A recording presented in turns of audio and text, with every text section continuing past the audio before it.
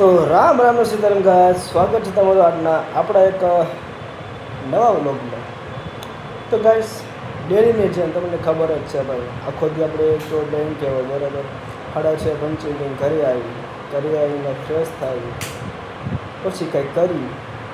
તો અત્યારે ના કરવામાં 8 વાગી ગયા બરાબર. 8 વાગી ગયા, 8 વાગે 10 મિનિટની વાર છે. તો અત્યારે દિયાબત્તી કરીને જો અમે તમને કીધું એમ 7:30 થાય બરાબર છે. એ દિયાબત્તી કરી કંઈક કરવાનું, શું કરવાનું કંઈ ખબર નહીં બરાબર. જો અને ટ્યુશનથી આવીને સીધો જો પડીકા લઈને બેસી ગયો. શાક રોટલા ભાઈ જેટલા નથી ભાવતા ને એટલા તને પડીકા ભાવે. 8 વાગી ગયા, જમવાનું બને છે હજુ બરાબર. તૈયારી ચાલે જો, તૈયારી ચાલુ છે જમવાનું. તો અડધી કલાકમાં બની જાય તો તને પડીકા ખાવા પડે. બાર નથી ખાવા, તું ખા. પડીકા ખાવા જ પડે, નકર ન હાલે. નકર આખો દીનો કહેવાય આમ વ્યર્થ જાય એનો ખાલી ખોટી. સમજે તમે શું પડી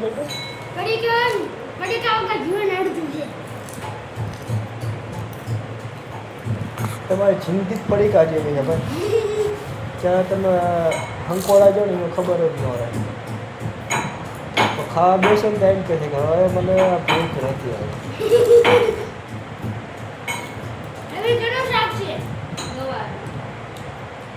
નહીં હાલે કા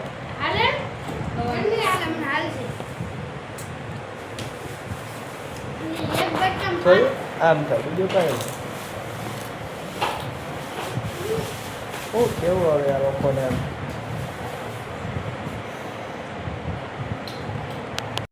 અત્યારે 119,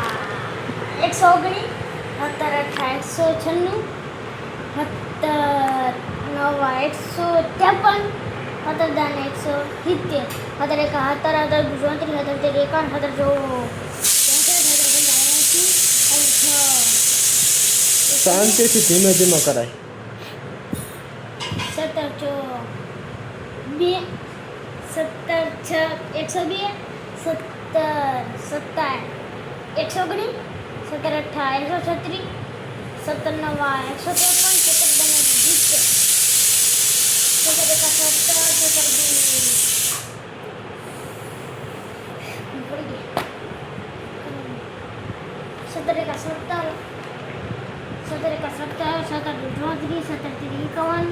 118, 136,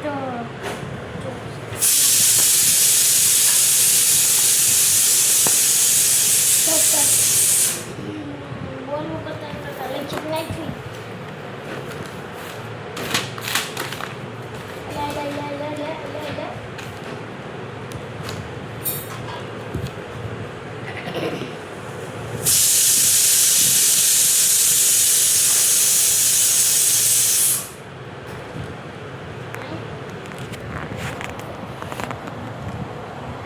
આજકાલના છોકરામાં જે ભણવાને જેમ મન નથી હોતું ને, એ છોકરાને હશે જ કે કરી ન હશે ભણવામાં.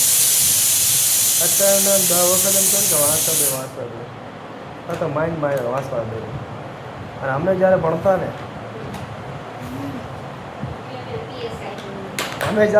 ને ત્યારે જે ભણવાની જે મજા આવતી ને, એ મજા આજકાલના ભણતરમાં નથી ભાઈ. જ્યારે અમે ભણતા ને, મેં તને કીધું ને 17 લખાવત.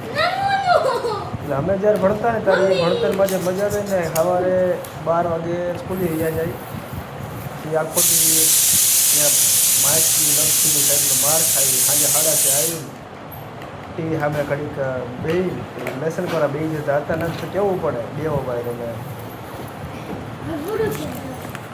લખવા માંડ.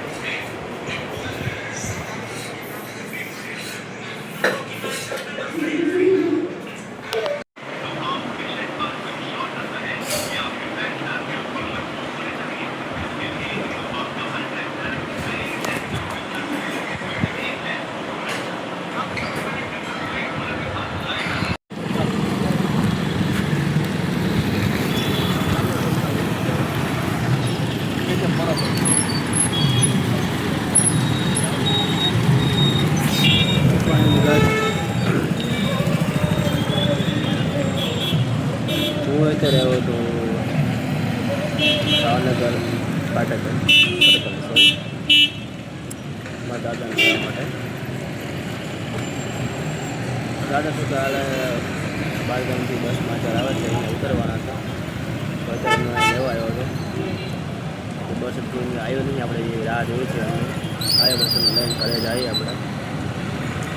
બરાબર ક્યારે તો નવા ખબર નહીં આપણને.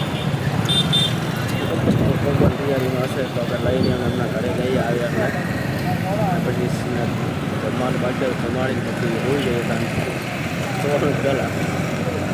તો આપણો આજે આ બ્લોગ છે ને નાનો અહીંયા પૂરો કરવું છે. કાલે પાછા મળીશું નવા બ્લોગમાં. આપણું સૂત્ર છે મદદ.